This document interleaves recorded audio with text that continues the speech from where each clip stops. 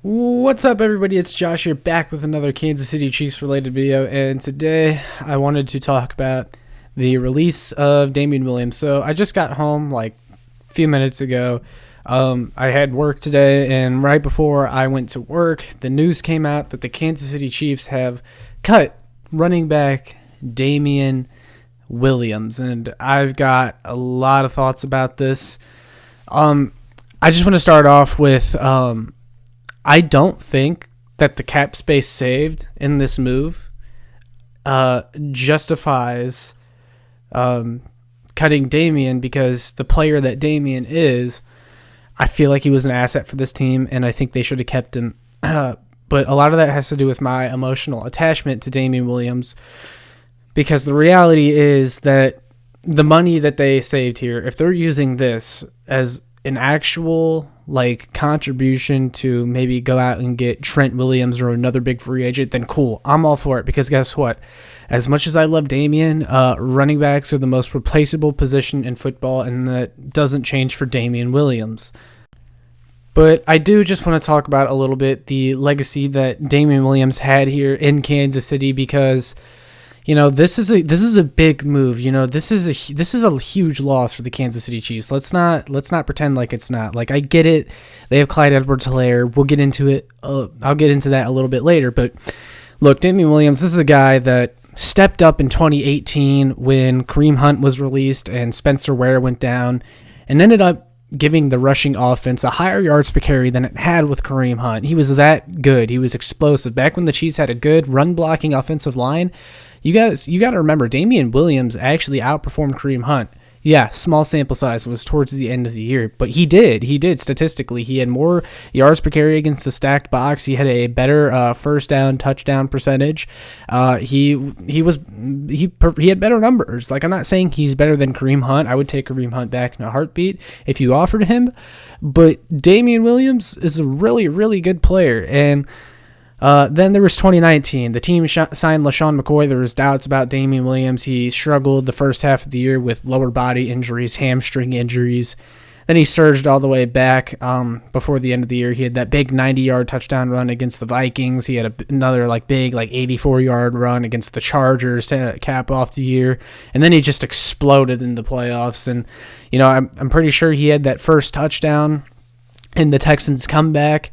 He sparked that comeback. He was great in the Super Bowl. Truth be told, Damien Williams was the Super Bowl MVP, guys. I mean, everyone will remember where they were when Damien Williams took that ball into the end zone to seal the game. Everyone's going to remember that. Damien Williams, he's forever going to be a Chiefs Kingdom legend. He's always going to be welcomed back here. He had a great postseason, and then overall, he's just a really good performer. I mean, people talk about Sammy Watkins, Frank Clark being this team's big playoff performers. But Damien Williams trumped their playoff performances if you look at the numbers. I mean, over 440 yards from scrimmage and a whopping 10 touchdowns in 2 postseasons. That is insane. Damien Williams was a monster, and he is going to be sorely missed. It really sucks that we cut him, and I think a lot of the reason that he was cut was because he opted out in 2020, and I get why he opted out. His mother had stage 4 cancer. He wanted to be there for her. Totally understand. Nothing against that at all. However, I think you would be a little bit foolish to say that Damien Williams opting out of 2020 was one of the reasons he's not on the team anymore, because the team essentially had to learn to live without him, and they did that in a way to where they felt comfortable cutting him, and I can totally understand that. That's the business, and that's the results of the decision Damien Williams made to opt out in 2020. But like I said, he's going to be sorely missed, because here's the thing. People are going to say, you have Clyde Edwards-Helaire, you have Darrell Williams, the backfield's going to be fine. But neither Darrell nor Clyde have what Damien Williams has in that breakaway speed, home run ability, and neither of them, I would say, are as good of a pass catcher as Damien Williams out of the backfield. Clyde Edwards-Helaire, one of his big, things coming out of college was, he can catch out of the backfield, great route runner. We didn't really see any of that this year featured in Andy Reid's offense, so I'm not sure why that was, but just based off what I've seen from both the players, Damien Williams was much more explosive in the passing game. Now, if you look at their actual numbers, then you're going to see that, Clyde Edwards-Helaire still had an okay year catching the ball. But if Damien Williams, if you gave them both like a big featured amount of snaps in the receiving game, I think Damien Williams would outperform Clyde Edwards-Helaire because I think he's more explosive. He's a little bit more athletic. Clyde Edwards-Helaire, and look, don't get me wrong. I'm not saying Clyde Edwards-Helaire is a bad player, but him and Damien complement each other well because they are kind of good at what the other is bad at. Like, Damien Williams is more of your outside zone runner. Clyde is more of your in between the tackles guy, not as fast. Damien Williams, like I said, your home run threat. I mean, they complemented each other perfectly. Damien Williams probably the better pass protector. Darrell Williams probably the better pass protector than both of them. But, this sucks because acknowledging now that the Super Bowl was Damien Williams' last game with this team, it just makes me sad knowing that. And I was so looking forward to him to coming back this year. And it's going to be a shame that we're not going to see him and Clyde share snaps together because I was really looking forward to that. And, like I said, back when the Chiefs had a good offensive line in 2018, Damien Williams was a monster. So who's to say he wouldn't have been a monster once again behind a revamped Chiefs offensive line? So it's going to suck not having him anymore, honestly.